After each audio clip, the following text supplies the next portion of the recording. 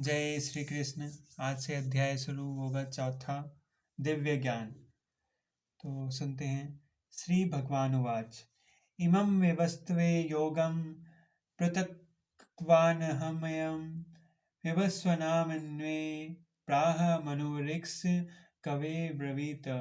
भगवान श्री कृष्ण ने कहा, मैंने इस अमर योग विद्या का उपदेश सूर्य देव विवस्वान को दिया और विवस्वान के मनुष्यों के पिता मनु को उपदेश दिया और मनु ने इसका उपदेश इक्ष्वाकु को दिया। तात्पर्य, यहाँ हमें भगवत गीता का इतिहास प्राप्त होता है। यह अत्यंत प्राचीन बताया गया है और जब इसे सूर्यलोक इत्यादि संपूर्ण लोकों के राजा को प्रदान किया गया था तो समस्त लोकों के राजा विशेष रूप से निवासियों की रक्षा के निमित्त होते हैं। राजनीय वर्ग को श्रीमद् भगवत गीता की विद्या को समझना चाहिए, जिससे वे नागरिकों प्रजा पर शासन कर सकें और उन्हें काम रूपी भवबंध से बचा सकें।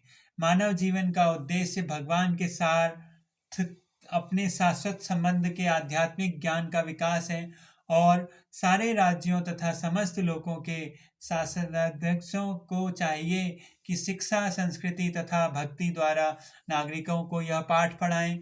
दूसरे शब्दों में, सारे राज्य के शासनाध्यक्ष कृष्ण भावनार्मित विद्या का प्रचार करने के लिए होते हैं, जिससे जनता इस महाविद्या का लाभ उठा सके और मनुष्य जीवन के अवसर का लाभ उठाते हुए सफल मार्ग का अनुसरण कर सके।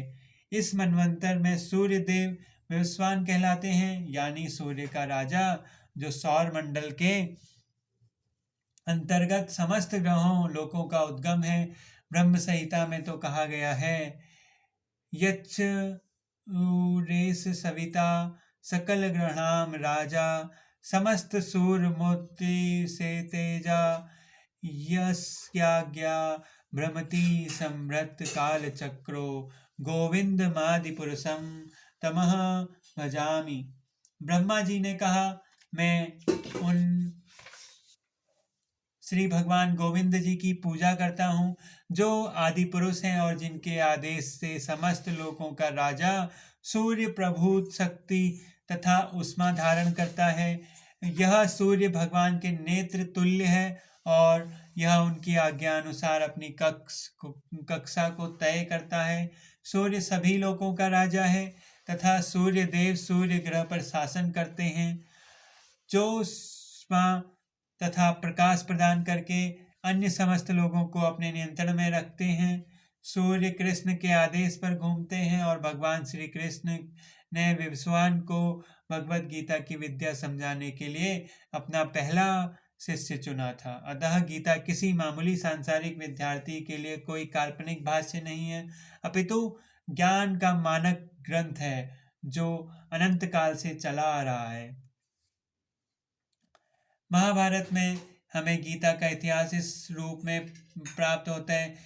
त्रेता युगादो च ततो विश्वामन्वे ददो मनुष्य लोक वृत्यर्थ सुत्योक्षमय ददो इक्ष्वाकुणा च कथितो व्यापय लोकानवस्थितः।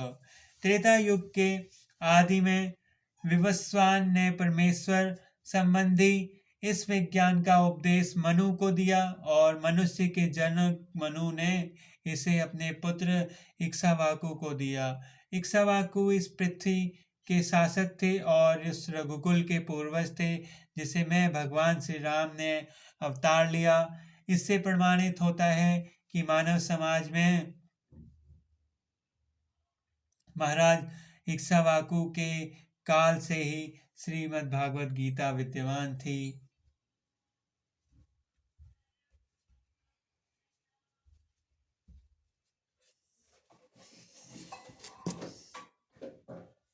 मनु के जन्म के पूर्व भगवान ने अपने शिष्य सूर्यदेव विवस्वान को गीता सुनाई और मानव समाज में यह कई वर्षों तक विद्यमान रही। इसे भगवान ने अर्जुन को पुनः कहा गीता के अनुसार ही तथा इसके वक्ता भगवान कृष्ण के कथन के अनुसार यह गीता के इतिहास का मोटा अनुमान है।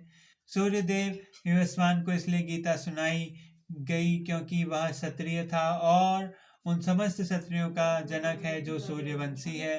चूंकि भगवत गीता वेदों के ही समान है क्योंकि इसे श्री भगवान ने कहा, अतः यह ज्ञान अपरुष्य है। चूंकि वैदिक आदेशों को यथारूप में बिना किसी मानवीय विवेचना का स्वीकार किया जाता है, फलतः गीता को भी किसी सांसारिक विवेचना के बिना स्वीकार किया जाना चाहिए। संसारी तार्किक जन अपनी अपनी विधि से गीता के विषय में चिंतन कर सकते हैं, किंतु यह यथारूप भगवत गीता नहीं है। अतः भगवत गीता को गुरु परंपरा से यथारूप में ग्रहण करना चाहिए। यहाँ पर यह वर्णन हुआ कि भगवान ने इसे सूर्यदेव से कहा। सूर्यदेव ने अपने पुत्र मनु से और मनु ने अपने पुत्र इक्ष्वाकु से कहा।